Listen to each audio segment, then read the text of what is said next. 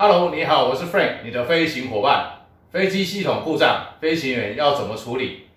你想知道驾驶飞机驾驶舱里面一大堆开关和仪表要怎么去操作吗？在这集里面，我继续来回应郑成功、Ryan Chen、卢嘉义3位朋友们想要了解关于飞行培训过程、学习项目、机舱内实际操作等。我来分享关于培训期间比较后面的阶段会接触到的部分，就是你在做机种资格训练的时候，飞行员如何处理飞机系统故障。那我们一起来看看吧。对了，在那之前，如同你驾驶飞机一样，总是有几个按钮你要先按嘛。这时候，请你按下赞、订阅和开启小铃铛哦。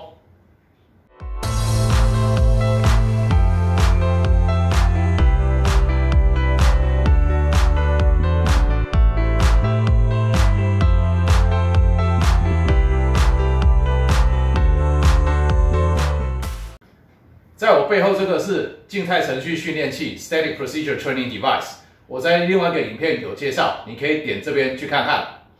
OK， 飞机系统故障或是驾驶舱的警示器告诉你有异常，这个统称叫做非正常状况 （Non-Normal Condition）， 其中包含轻微的状况，例如自动油门解除，到比较严重的状况，例如引擎着火，飞行员都会依照一个制式的程序来处理。那你在做机种资格训练的时候，不会一开始就进入到这个阶段，在那之前，你通常会先完成飞机系统知识、正常程序等这些课程。在波音的飞机里，需要用到的就是快速参阅手册 （Quick Reference Handbook）， 简称 QRH。它实际上不是长这样子，它是大概这个一半的大小，但是我把它印出来就是这种 A4 的 size 啦。那它依照飞机的系统去分类，例如空调、舱压、电气、引擎、火警、燃料、飞行操控、液压等这些系统。那这些系统的异常要动什么开关，就依照这本 QRH 里面去做。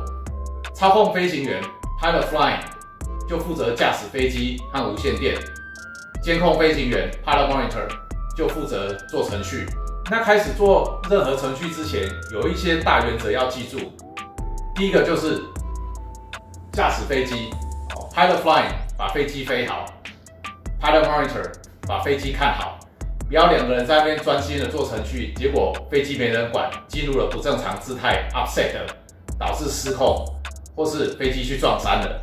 那你程序做的再好都没用哦。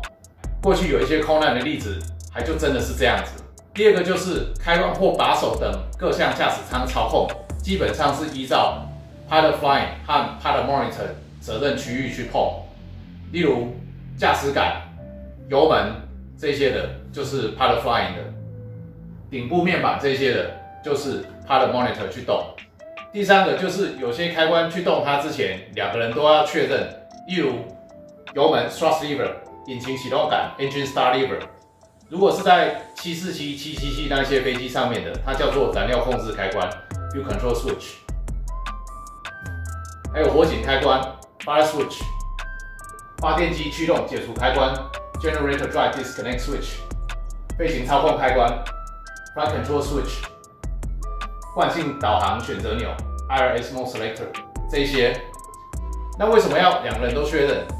因为如果搞错了，会造成没有办法退回去的结果，使原本的不正常状况或许会变得更糟。好，接下来我们来看一下 Memory Actions， 就是当一个状况出现，飞行员在拿出 QRH 之前，要凭着记忆去做的程序。主要是因为这些状况它有一个时间上的急迫性，你必须先做一些事情，确保飞机的安全，之后你才能去翻 QRH， 继续做其他比较不急迫的部分。像我在另外一集有示范的双引擎失去动力处理程序就是一个。现在我们来看一些其他的。QRH 的封面它有列出 Quick Action Index， 这些是需要快速去处理的不正常状况。那其中很多都有 Memory Action， 例如第一个 Abort Engine Start， 终止引擎发动，意思就是说你在发动引擎的时候遇到了需要终止发动引擎的状况，那就是引擎启动杆 Engine Start Lever 有影响的那个引擎摆到切断的位置，简单吧？那什么状况下要终止发动引擎呢？这个其实在正常程序里面就会学到，所以 QRH 不会另外再把它的细节写出来，但基本上就是这4个啦。一、发动引擎的时候，引擎启动杆摆到怠速位置之后，15秒之内，排气温度它没有上升。第二，随着排气温度上升，引擎的转速就是 N1 跟 N2， 它没有增加，或者是增加的很慢。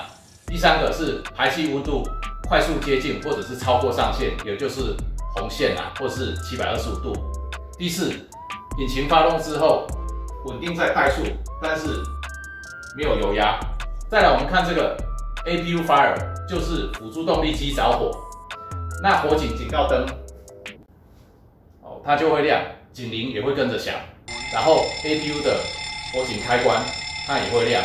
那要做的就是APU 火警开关确认，拉起来，然后转到底，压1秒，然后再把 APU 的开关摆到关闭的位置。再来，我们来看一个比较复杂的，就是客舱失压时，飞机要紧急下降 ，Cabin Altitude Warning 和 Emergency Descent 这2个通常是连在一起。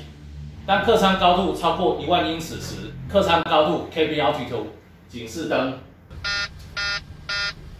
就会亮，然后警示喇叭也会跟着响。那飞行员马上要做的就是戴上氧气面罩，确认100%纯氧。那程序训练器里面没有真的氧气面罩，所以你练习的时候就要自己想象一下，但是手还是可以做它的动作。下一步是建立左右2个人的内部通讯，有一些飞机的音讯控制面板要去选 mask 这个位置，有一些不用，是自动的。再来是舱压模式选择钮，选手动 manual。外泄阀 outflow valve， 把它摆到 close 关闭的位置，然后看指示器，确定指示是在全部关闭的位置。再来是 QRH 上面没有写，但常见的做法就是按一下这个 altitude horn cutout 警示喇叭静音按钮，不然的话它喇叭就一直在那边叫。接下来往左边看这2个表，来判断一下说舱压能不能继续控制。如果可以的话 ，Memory Action 就做到这边，等一下就把 QRH 翻出来。不行的话，就继续下一步。安全带指示灯把它打开，再来下一步是乘客氧气开关，把它打开到 On 的位置，然后确定指示灯亮起。虽然说客舱氧气面罩它有它自己的舱压感应器，会自动落下，但驾驶舱这个动作基本上算是一个备用的启动啦。接下来就会直接到 Emergency Descent 紧急下降的 Memory Action， 那就是宣布紧急下降，那就是用客舱的广播系统 PA， 例如 Emergency Descent， 这个让后面的空服员还有乘客知道说现在飞机在做紧急下降。再来是安全带指示灯，把它打开。接下来呢，飞机要开始下降到1万英尺，或者是最低安全高度，看你所在的位置哪一个比较高。这时候 Pilot Flying 他是负责操控 MCP 的，他就会把它转到1万尺，或者是最低下降高度，按一下这个 Level Change。接下来 Pilot Monitor 引擎点火开关，把它转到 Continuous 持续点火的位置。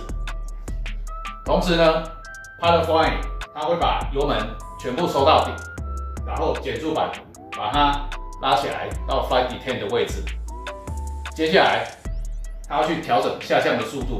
假设说飞机结构有受损的话，就不要冲太快，然后要注意飞机的操作负荷。那如果没有的话，就把它加到最大的速度。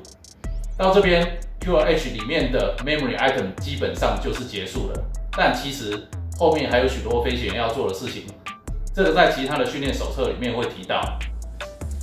例如，机外灯光都把它打开，无线电通知航管，叫 PAN 或者是 Mayday， 并取得当地高度表气压设定，就是 QAH。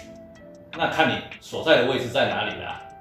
如果是在雷达管制空域，巡打机可以把它转到7700，就是国际求救电码。